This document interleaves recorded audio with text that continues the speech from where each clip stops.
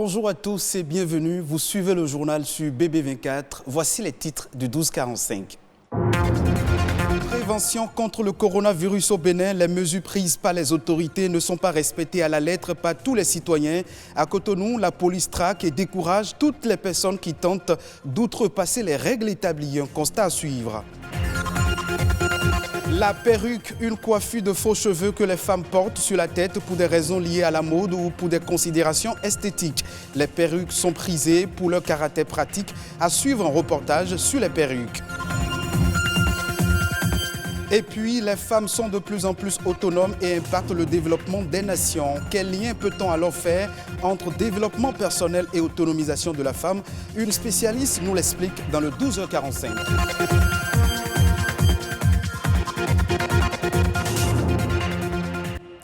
À nouveau, bonjour, chers téléspectateurs de Bénin Business 24. En cette période de coronavirus, protégez-vous et protégez votre entourage tout en respectant les mesures barrières.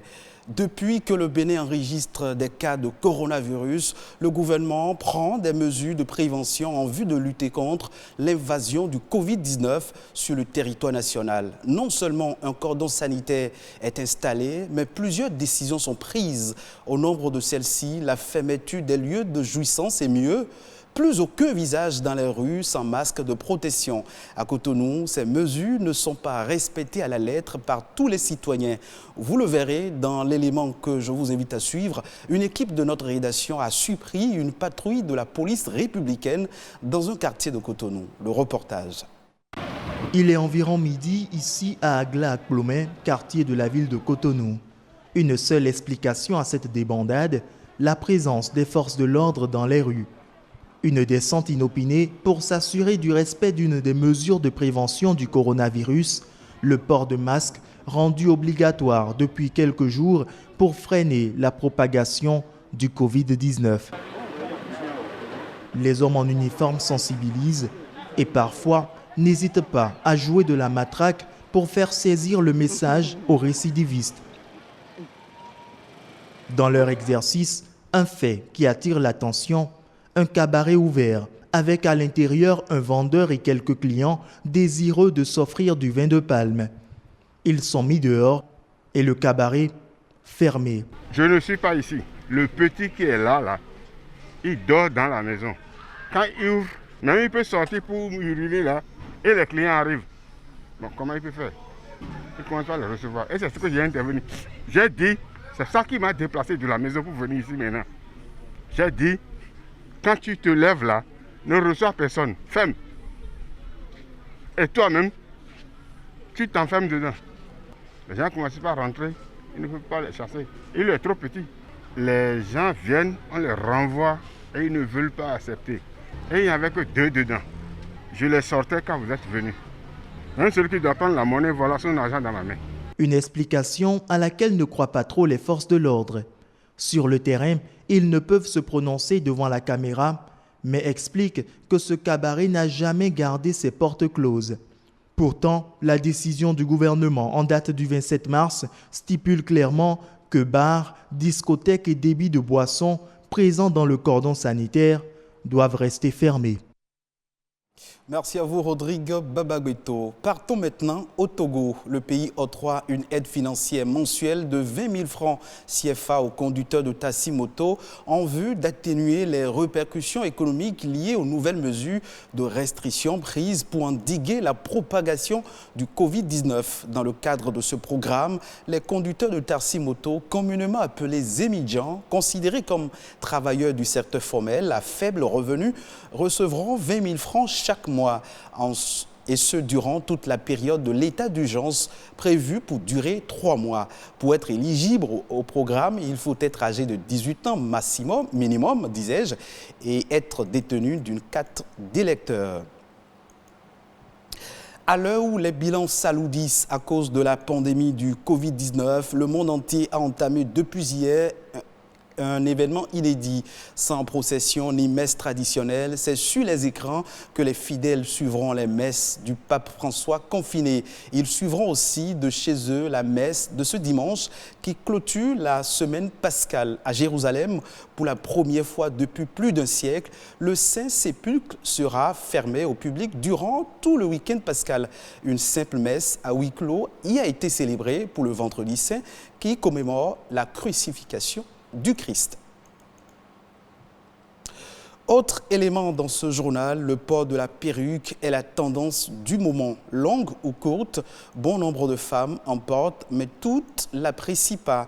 Chez les professionnels de la coiffure, confectionner une perruque n'est pas toujours une bonne affaire. Nadège Omolalissani et René Arossi se sont intéressés au sujet.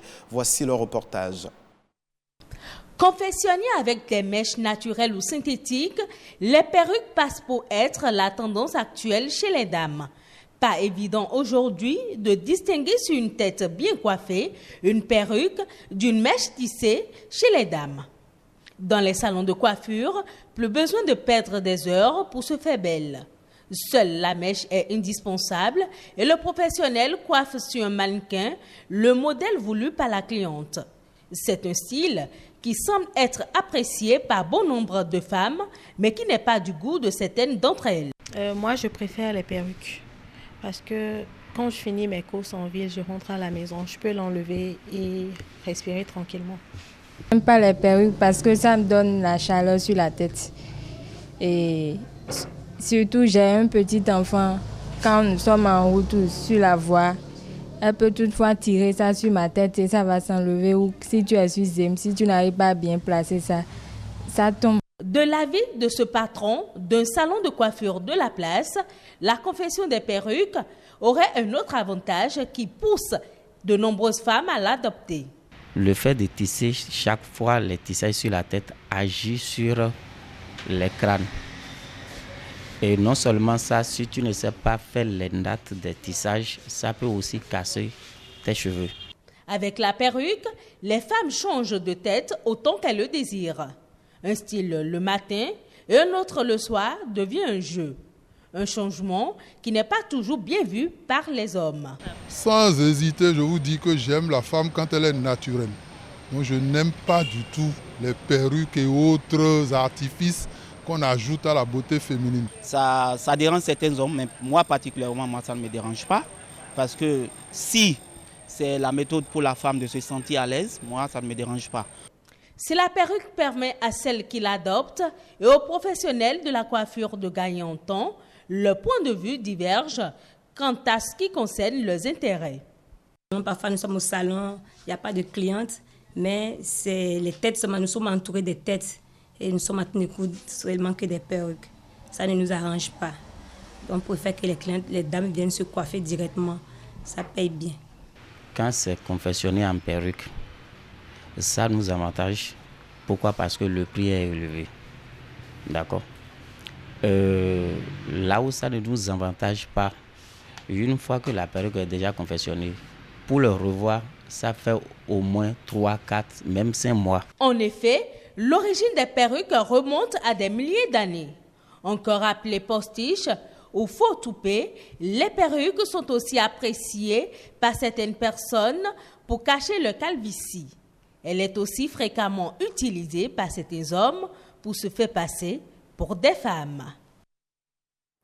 Nous parlons encore des femmes, mais cette fois de leur autonomisation. Aujourd'hui, les femmes sont présentes dans plusieurs secteurs économiques. Seulement, cette autonomisation se présente sous diverses formes et passe obligatoirement par le développement personnel.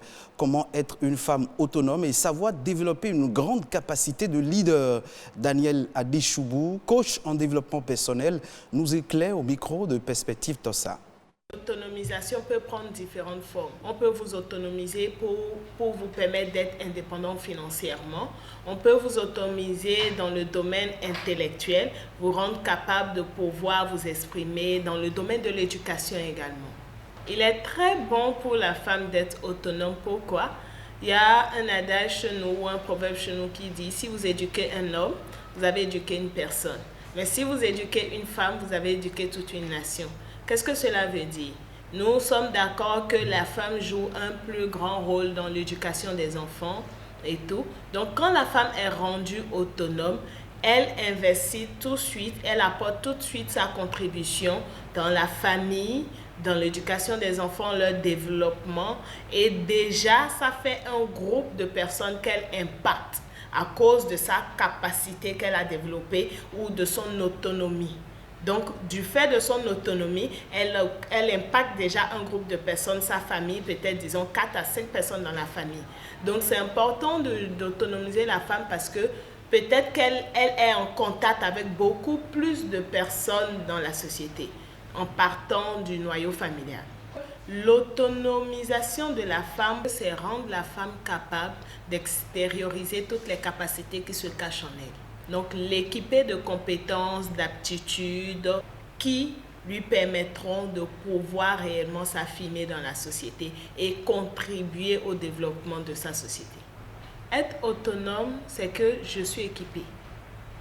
J'ai des choses que je peux revendre à la société. Mais je dois pouvoir également investir dans la société. C'est de réaliser d'abord que j'ai de la valeur. C'est de réaliser d'abord que j'ai des compétences. J'ai des choses en moi dont le monde a besoin. Cela fait intervenir également le caractère. Parce qu'il ne s'agit pas seulement d'avoir des compétences, il faut avoir également un bon caractère.